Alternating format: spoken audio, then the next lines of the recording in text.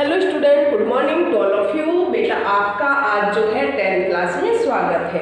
तो सबसे पहले मैं आपको बताना चाहूँगी आज का हमारा टॉपिक है जो कि आपकी क्षितिज भाग 2 में काव्य खंड में लेसन 5 है। 5 लेसन जो है आपका सूर्यकांत त्रिपाठी निराला जी द्वारा जो है एक रचित पाठ है और जो है ये काव्य में यानी कि इसका नाम जो है उत्साह।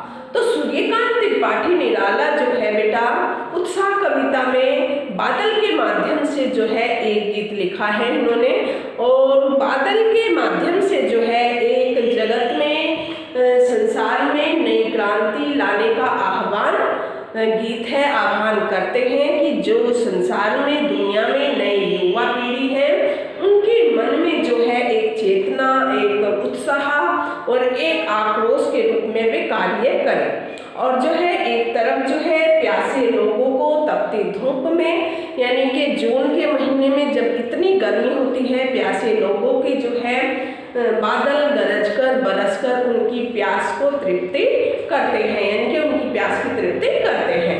तो आज जो है मैं ये पोयम आपको पढ़ाऊंगी, ये कविता सभी बच्चे जो है क्षितिज भाग 2 लेसन 5 उत्साह कविता का जो है ये निकाल लेंगे। तो अभी जो है मैं आपको ये पोयम का सार, इसकी व्याख्या, शब्द अर्थ सभी बच्चे जो है खोले और हाथ में पेंसिल यानी कि जो कठिन वर्ड होते हैं उनके अर्थ भी मैं साथ साथ आपको बताती जाऊंगी, तो आप उसको नोट डाउन करते जाइएगा। ठीक है बेटा। तो अब जो है अपनी बुक निकालिए। बुक जो है आपकी कौन सी है? क्षितिज भाग 2। इसमें जो लेसन है बेटा आपका कौन सा है? उत्साह जो है इसमें लेसन है। तो सभी बच्चे अपनी बुक निकाल लेंगे, निकाल ली होगी सभी बच्चों ने। तो फर्स्ट पैरा है इसमें, जैसे आपको पता है हम कॉपी में कैसे कार्य करते हैं। सबसे पहले जो है आप इसमें संकेत लिखेंगे जब हम कार्य करते हैं। संकेत 1, संकेत से जो है फर्स्ट 2 शब्द और यानी कि अंतिम 2 शब्द यानी कि बादल गरजो। पहला शब्द कौन से है? बादल गरजो। इससे हमें ये मालूम हो जाता है ये पंक्ति कहाँ से कहाँ तक का जो है ली गई है। ठीक है, तो ये संकेत हमें ये दर्शाता है। और लास्ट के जो शब्द होंगे इसमें बादल गरजो यानी कि फिर भर दो बादल गरजो, फिर भर दो, फिर भर दो बादल गरजो। तो ये जो है इसके अंतिम शब्द है बादल गरजो। इसके बाद जो है आप क्या लिखेंगे? इसके बाद जो है हम लिखते हैं प्रश्न। प्रश्न, प्रश्न में जो है हम क्या लिखते हैं सभी बच्चों को मालूम है ये। प्रस्तुत पद हमारी पाठ्य पुस्तक क्षितिज भाग 2 में संकलित सूर्यकांत त्रिपाठी द्वारा रचित उत्साह नामक पाठ से लिया गया है। इसके रचयिता यानी कि सूर्यकांत त्रिपाठी जी हैं। तो बेटा ये था आपका संदर्भ। एक आता है यानी कि थर्ड हेडिंग कई बार दे देते हैं संदर्भ। संदर्भ में क्या आता है यानी कि एक संदर्भ कई बार जो है बोर्ड में एग्जाम में जो है उसको पूछ लेते हैं। तो उसमें जो है संदर्भ में कि इस पैरे में मुख्य जो है चीज क्या है, किसके बारे में इसमें जो है वर्णन किया गया है, उसको अगर हम बोलेंगे तो शॉर्ट नोटिस भी हम उसको बोल सकते हैं। यानी कि इस पैरे में कवि क्या कहना चाहता है, किसकी ओर जो है दर्शाना चाहता है। तो इसमें जो है एक तरीके से हम शॉर्ट नोटिस भी इसको बोल सकते हैं। जैसे इसमें सूर्यकांत त्रिपाठी जी इस कविता के में जो है कवि ने बादल के माध्यम से पीड़ित मानव में उत्साह भरने का कार्य किया है।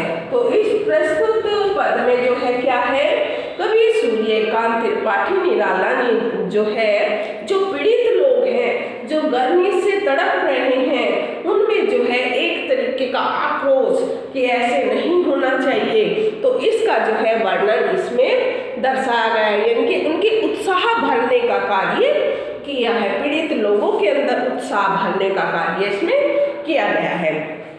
तो सबसे पहले हम ये पॉइंट नोट कर लेंगे अपनी फेयर कॉपी पे। इसके बाद जो है मैं आपको इस पैरे की जो है अभी व्याख्या, यानी कि इसका एक तरीके से इसका अर्थ बताने वाली हूँ, तो सभी बच्चे जो है ध्यान से सुनेंगे और इसमें से जितने भी हमारे वर्ड आएंगे तो उनको भी नोट डाउन आप करते जाएंगे।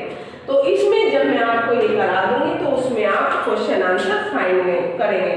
Question 1, 2, 3 and 4, 5। तो कम से कम जो है ये 5 क्वेश्चन इस पैरे में से आप फाइंड करेंगे, जिससे जो है उनका आंसर आप खोल कर दे सकते हैं और उसके बाद जो है ये पैरा आपका कंप्लीट लर्न हो जाएगा। ठीक है, तो अब सभी बच्चे जो हैं अपनी बुक निकाल कर रखिएगा। तो पढ़िएगा पैरा, मैं पढ़ूंगी, आप घर पर हो कोई बात नहीं। बादल गरजो, बादल गरजो, कभी कहता है ये बादल गरजो, घेर घेर घोर गगन धराधर ओ।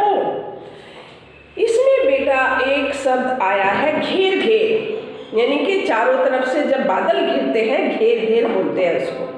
ठीक है, एक शब्द आया इसमें घोर। घोर मीन्स भयंकर। घोर क्या होता है? भयंकर। कोई भी चीज हो, यानी कि बहुत बादल उमड़कर आ गए हैं, भयंकर रूप जो उनका है। गगन यानी कि आकाश। धराधर किसको कहते हैं? धराधर, यानी कि बादल को यहाँ पर जो है धराधर ओ। तो इसमें देखिएगा कवि क्या कहना चाहता है, सूर्यकांत त्रिपाठी जी क्या कहना चाहते हैं, देखेंगे ये 2 लाइन। बादल गरजो घेर घेर घोर, इसमें जो ये पंक्ति है मैं आपको बताना चाहूंगी पहले। घेर घेर घोर में जो है अनुप्रास अलंकार है और जो है बेटा इसी के साथ पुनरुक्ति अलंकार भी इसमें दिया गया है। घेर घेर घोर, समझ रहे हो? अनुप्रास अलंकार का होता है जहाँ एक शब्द की आवृत्ति बार बार होती है, एक वर्ण व्यंजन की आवृत्ति बार बार होती है, वहां पर जो है क्या होता है? अनुप्रास अलंकार होता है। तो इसमें कवि क्या कहना चाहते हैं? इन पंक्तियों के माध्यम से कवि कहना चाहते हैं, हे बादल तुम गरजना करते हुए आओ। जब बादल उमड़ घुमड़ के आते हैं बेटा, आपको भी पता होगा, तो उनसे आवाज आती है, गरजना होती है एक। आओ तुम खूब गरजो। गरजो यानी कि आवाज जो उनकी गरज कर घूं घूं की आवाज होती है, यानी कि तुम खूब गरजो और जो है अपनी भयंकर गरजना से संपूर्ण आकाश को घेर लो। इसको घेर लो। कभी जो है बादलों को आग्रह, बादलों से जो है आग्रह करता है कि अपनी जो है घेर घेर घोर गगन धराधर, हे बादलों तुम इतना गरजो कि संपूर्ण आकाश को जो है तुम अपने बादलों से ढक लो। तो इसमें बेटा मैंने घेर घेर घोर में कौन सा अलंकार बताया है? घेर घेर घोर। घोर यानी कि इसमें जो है अनुप्रास और पुनरुक्ति। पुनरुक्ति क्योंकि पुनरुक्ति है यहाँ पर, घेर घेर शब्द जो है ये 2 बार आया है और घ यानी कि 2 से अधिक बार आया है, तो इसलिए यहाँ पर जो है ये अनुप्रास अलंकार है। क्लियर?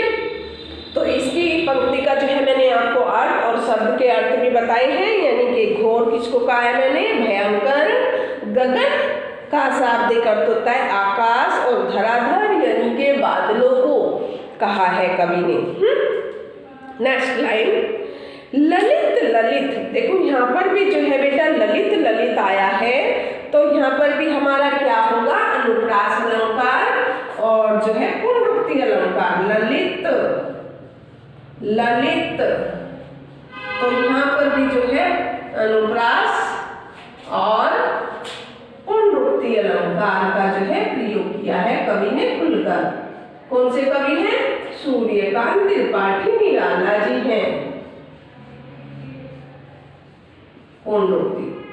देखो दोनों लाइनों में पता लगे ना, ल और ल, यानी कि ल दो बार आया है तो अनुप्रास है, और ललित ललित यानी कि दोबारा ललित उसकी पुनः जो है रुकती हुई है, तो यहाँ पर पुनरुक्ति यानी कि ललित ललित। ठीक है, साथ साथ मैंने इसकी डेफिनेशन भी आपको बताई है। ललित ललित काले घुंघराले, ललित यानी कि सुंदर, मनोरंजनकारी जो है, मनोरंजनकारी, ललित क्या होते हैं? सुंदर, मनोरंजनकारी। ललित ललित काले घुंघराले, बाल कल्पना कैसे पाले। तो इसमें जो है बेटा कवि क्या कहना चाहता है? कवि कहना चाहता है कि जो है तुम्हारे केस, किसके केस? बादल के केस को कहा है। बादलों को जो है केस का रूप धारण, इसमें जो है तुलना की गई है केस से। आकाश को जो है घेर लो तुम्हारे केस बड़े सुंदर, काले घुंघराले हैं ये केस, किसी भी जो है बालक की कल्पना के विस्तार के समान घने हैं। जैसे बादल होते हैं ना बेटा राउंड राउंड में, यानी कि घुंघराले बाल की जो है इसमें संज्ञा दी है। किसमें दी है? घुंघराले बालों की इसमें संज्ञा दी है, यानी कि उसकी जो है तुलना बादलों से की गई है। बच्चों के बालों की जो तुलना है वो किससे की गई है? यानी कि बालों से की गई है। इसमें जो है एक तरीके से उपमा अलंकार, यानी कि बच्चों के बालों की तुलना जो है बादलों से की गई है। क्लियर? तो यहाँ पर कौन सा अलंकार होगा हमारा? उपमा अलंकार होगा। तो कवि जो है बादल को कवि की संज्ञा देते हुए कहता है, किसकी संज्ञा? कवि की संज्ञा देते हुए कहता है कि हे बादल रूपी कवि, तुम्हारे हृदय में, यानी कि तुम यानी जो बाल हैं वो इतने सुंदर हैं, घुंघराले हैं, और ये केस जो है किसी बालक की कल्पना के विस्तार के समान यानी कि घने हैं। नेक्स्ट लाइन, बाल कल्पना कैसे पाले, यानी कि किसी बालक की अगर हम कल्पना करें कि बालक जो है बाल कैसे होते हैं, यानी कि उसकी कल्पना से जैसे हैं। अगर किसी बालक की कल्पना हम कर सकते हैं बालों की, तो वो कैसे समान है? यानी कि बादलों के समान। विद्युत छवि, विद्युत छवि है बिजली की सी शोभा। जो बिजली होती है ना, बिजली दमकती है, चमकती है आकाश में, जब बादल आते हैं बिजली भी तो गरजती है ना। तो इसमें जो है विद्युत छवि में कवि, यानी कि विद्युत छवि का अर्थ है बिजली की सी शोभा, बिजली कैसी शोभा। और यानी कि हृदय होता है बेटा, और यानी कि हृदय में कवि नव जीवन वाले व्रज वज्र, वज्र छिपा नूतन कविता। वज्र इसमें किसको कहा है? यानी कि कठोर, वज्र के समान, पर्वत के समान कठोर जो होता है उसको वज्र कहा जाता है। छिपा नूतन, नूतन यानी कि नई कविता। इसमें देखिएगा तो इसमें जो है कवि क्या कहना चाहता है? कवि बादल को जो है कवि की संज्ञा देते हुए कहता है, क्या कहता है? हे बादल, हे बादल रूपी जो है कवि, तुम्हारे हृदय में, किसके रूपे कवि? यानी कि बादल रूपी कवि कहा गया है। एक कवि का संज्ञा दे दी गई बादलों को। बादल रूपी कवि तुम्हारे हृदय में बिजली की क्रांति है। बिजली की जब बादल घुमड़ते हैं तो बिजली चमकती है, यानी कि तुम्हारे हृदय में जो है बिजली छिपी हुई है, उसकी क्रांति है। तुम संसार को नया जीवन देने वाले हो। अब बेटा इसमें आया संसार को नया जीवन देने वाले। जब आप देखते हो कि इतनी जो है ज़्यादा गर्मी होती है तो सभी लोग जो है धरा पर यानी कि पृथ्वी पर उससे गर्मी से बुरा हाल होता है, तपते रहते हैं जमीन, ऊपर की छत, और यहाँ तक का हमारा टेम्परेचर भी बहुत ज़्यादा हो जाता है। तो इससे क्या है, इसमें जो है बादल जब आते हैं तो सभी के मन में जो है एक अच्छा यानी कि उत्साह उत्पन्न होता होता है जब बादल कितनी गर्मी में घुमड़ घुमड़ कर और ठंडी हवा आती है तो सभी के मन में जो है एक उत्साह जागृत होता है, जिससे जो है उनके मन में एक नई क्रांति आती है, कुछ करने की चाह होती है। तो इसके माध्यम से जो है कवि के माध्यम से इसको दर्शाया गया है कि आपके हृदय में जो है, तुम्हारे हृदय में बिजली की क्रांति है और तुम संसार को जो है नया जीवन देने वाले हो। हे बादल रूपी कवि, यानी कि तुम्हारी भावनाओं में वज्र जो है छिपा हुआ है। तुम संसार में अपनी नवीन कविता का जो है संचार कर दो। हे बादल, तुम गरजो और संसार भर में गर्जन तर्जन व्याप्त कर दो। तो इस पंक्ति का जो है बेटा ये अर्थ था, ये मैंने आपको क्लियर बता दिया है। इसमें मैंने आपको प्रसंग, संदर्भ, संकेत और जहाँ जहाँ पर जो है आपकी ग्रामर यानी कि अलंकार इसमें दर्शाए गए हैं, पुनरुक्ति, अनुप्रास और एक जो है इसमें उपमा अलंकार भी दर्शाया गया है, उपमा, क्योंकि जहाँ पर कवि के बालों की यानी कि बच्चे के जो बाल होते हैं उसकी कल्पना बादलों के माध्यम से की गई है, यानी कि तुलना की गई है। तो यहाँ पर जब तुलना का आता है कि बच्चे के बालों की तुलना बादलों से की गई है तो वहाँ पर हमारा उपमा अलंकार आएगा। क्लियर? नेक्स्ट लाइन यानी कि नेक्स्ट पैरा। अच्छा, इसमें मैंने आपको अनुप्रास अलंकार ये सारा बता दिया और भाषा जो है आपको मैंने पहले भी बताया था।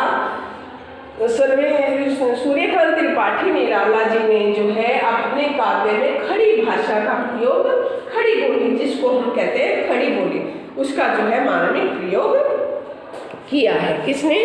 सूर्यकांत त्रिपाठी निराला जी ने खड़ी बोली का प्रयोग इसमें किया है। तो इसमें जो है आपको पता है तत्सम व तद्भव शब्दावली का भी जो है खुलकर प्रयोग किया है।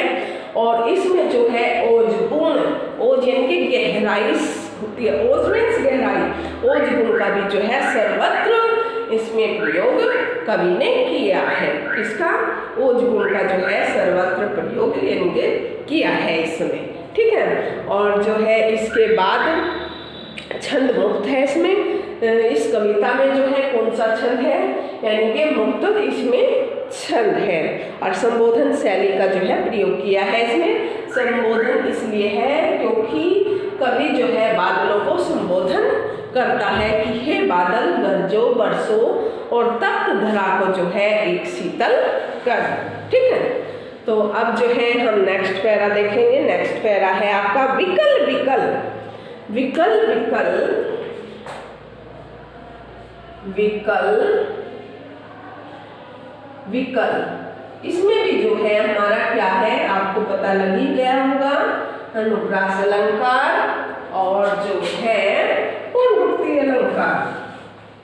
विकल विकल में अनुप्रास अलंकार और जो है पुनरुक्ति अलंकार को दर्शाया गया है, क्योंकि वह यानी कि व्यंजन जो है वह बार बार आया है, इसलिए यहाँ पर अनुप्रास अलंकार है।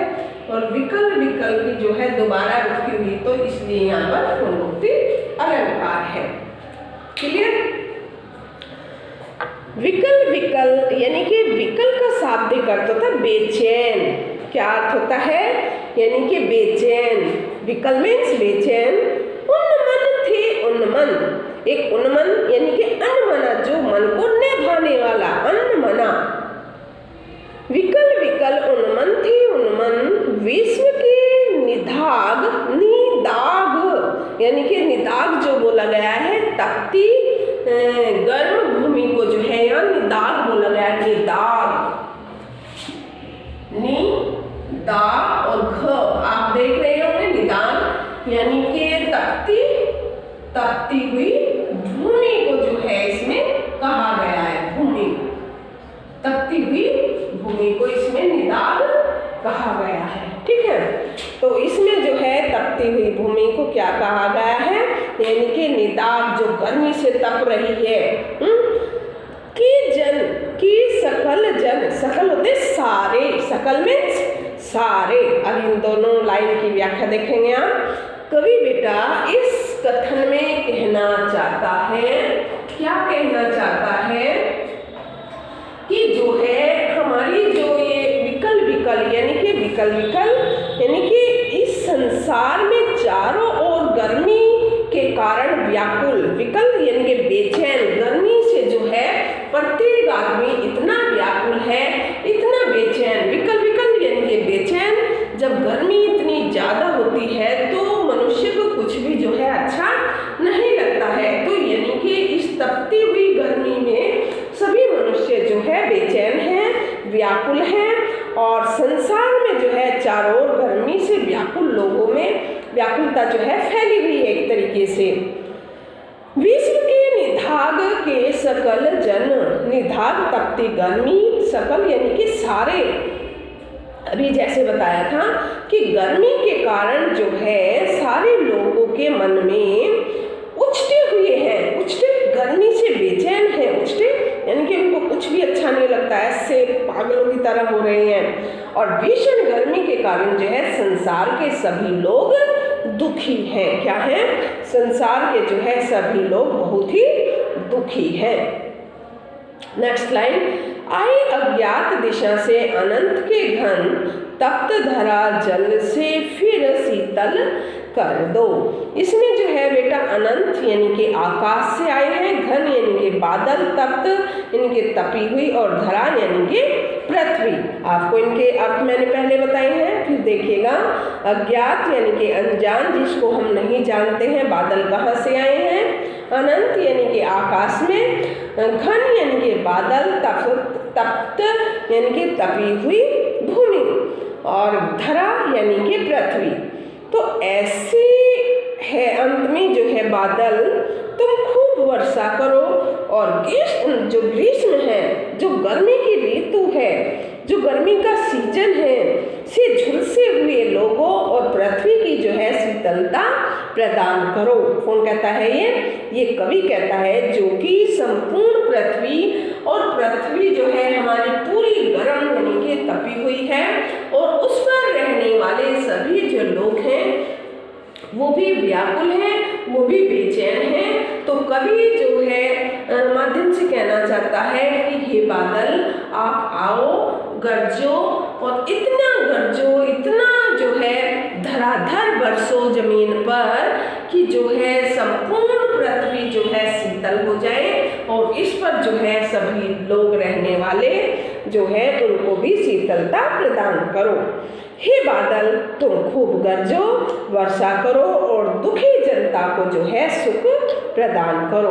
तो इसमें अगर हम अन्य कहना चाहेंगे, अर्थात इन पंक्तियों का जो है सांकेतिक अर्थ यह भी हो सकता है बेटा कि संसार में चारों ओर हिंसा फैली हुई है। अगर हम इसका दोबारा दूसरे तरीके से जो है अर्थ लेंगे तो इसमें जो है हम क्या कहेंगे कि हमारी जो है संसार में चारों तरफ से हिंसा फैले, हिंसा मीन्स लड़ाई झगड़ा फैला हुआ है, और शोषण के कारण जो है लोग परेशान हैं। तब न जाने कौन बादल के रूप में आया, और जो है दुखों से ग्रस्त हम पृथ्वी पर जो है कल्याण और मंगल की वर्षा कर गया। समझ आए? इसलिए कवि बादलों को प्रार्थना करता है कि तुम खूब गर्जना करो, खूब दुखी जो है दुखों से पीड़ित लोगों को जो है सुख प्रदान करो। यानी कि हिंसा आप देख रहे हैं चारों तरफ को मार काट की जैसे फैल रही है, तो बादलों के माध्यम से लोग कवि जो है हिंसा को खत्म करना चाहते हैं कि अपना जो है एक अच्छा रूप इस पृथ्वी के लोगों को दो, इनको ऐसी शीतलता दो कि जो इनके मन में कोई किसी प्रकार का किसी दूसरे के प्रति जो है आक्रोश या लड़ाई झगड़ा या हिंसा कोई भी भाव ऐसा ना हो, यानी कि ऐसा बरसो। तो कवि जो है बादलों के माध्यम से लोगों की हिंसा को भी खत्म करना चाहते हैं। इसमें भाषा जैसे आप कर सकते हो, साहित्यिक खड़ी बोली का जो है इसमें कवि ने खुलकर प्रयोग किया है। तत्सम तद्भव शब्दावली है बेटा, और जो है उसी के साथ साथ जो है इसमें मुक्तक छंद भी है। कौन सा छंद है? मुक्तक छंद भी है इसमें उसके साथ साथ। तो जैसे आप देख रहे हैं तो इसमें जो है पुनरुक्ति प्रकाश अलंकार, मानवीयकरण अलंकार। मानवीयकरण अलंकार क्यों है? क्योंकि यहाँ पर जो है मानव की तुलना से जो है प्रकृति से की गई है, तो इसलिए जो है यहाँ पर मानवीयकरण अलंकार है। ठीक है, तो इसमें जो है ये मैंने विशेष जो भाषा संबंधित बात होती है वो भी मैंने आपको क्लियर कर दी है। और इसमें जो है बिंब कौन सा है, यानी कि नाद व दृश्य बिंब भी इसमें दर्शाया गया है इसकी भाषा में कवि की। तो नेक्स्ट यानी कि आप इसमें जो है ये मैंने आपको सेकंड पैरे आपको कराए हैं, जो कि इस उत्साह पोयम में ये 2 पैरे ही इसमें दिए गए हैं। ठीक है, तो आपको अगर इनसे संबंधित कुछ अगर नहीं आता तो आप मेरे को बता सकते हैं। तो सब बच्चे एक बार ध्यान से देखिएगा, मैं आपको 2 मिनट देती हूँ, तो उसमें आप इसको चेक कर सकते हैं। ठीक है,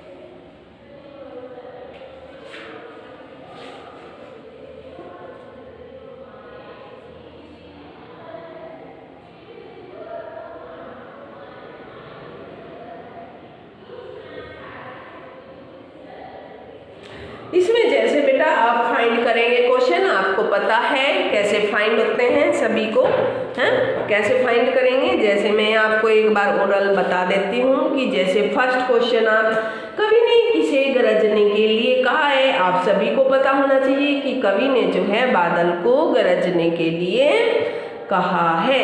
नेक्स्ट यानी कि कवि के अनुसार बादल जो हैं अपने हृदय में क्या छिपाए हुए हैं, तो ये क्वेश्चन बनता है कवि के अनुसार जो है बादल अपने हृदय में एक विद्युत छवि, क्योंकि जब बादल आते हैं बेटा तो उनके अंदर एक बिजली, उनके हृदय में बिजली जो चमकती है यानी कि वो छिपाए हुए हैं। फिर थर्ड क्वेश्चन आप दे सकते हैं कि बादल के काले घुंघराले बाल किसके समान है, आप सभी को पता है बादल के काले घुंघराले बाल किसके समान, बाल कल्पना के समान हैं। छोटे बच्चे की कल्पना की गई है यहाँ पर कि जैसे छोटे बच्चे के बाल घुंघराले होते हैं ठीक उसी तरीके से इसमें दर्शाया गया है। तो इस तरीके से आप इसमें से क्वेश्चन फाइंड कर सकते हैं। सेकंड पेरे में से जैसे कवि ने किसका आह्वान किया है, कवि ने यहाँ पर बादलों का आह्वान किया है? तो कवि को संपूर्ण विश्व में मनुष्य की दशा कैसी दिखाई देती है कि संपूर्ण पूरे विश्व में, पूरी दुनिया में जो है मनुष्य पीड़ित और जो है उदास दिखाई देता है। क्या देता है, यानी कि पीड़ित और जो है उदास दिखाई देता है। और नेक्स्ट इसमें से सेकंड पैरे में से बादल किस दिशा में आकर बरस सकते हैं, बादल जो है कहीं से किसी भी दिशा, अज्ञात दिशा का वर्णन किया था ना कि किसी भी दिशा से आकर इस तपती हुई भूमि को शीतल कर सकते हैं। तो इसमें ये क्वेश्चन आप दे सकते हैं। तो नेक्स्ट यानी कि कल जो है हम इसी में यानी कि सूर्यकांत त्रिपाठी द्वारा रचित ये मैंने जो है आज आपको उत्साह बताया है, उत्साह के बारे में इसके 2 पैरे थे और इसी में जो है खंड के अट नहीं रही का जो है हम आपको व्याख्या देंगे, उसका अर्थ समझाएंगे, उसके जो है वर्ड मीनिंग बताएंगे। तो आज के लिए 10th क्लास में इतना ही, इसको बेटा ध्यान से पढ़ेंगे। Have a nice day.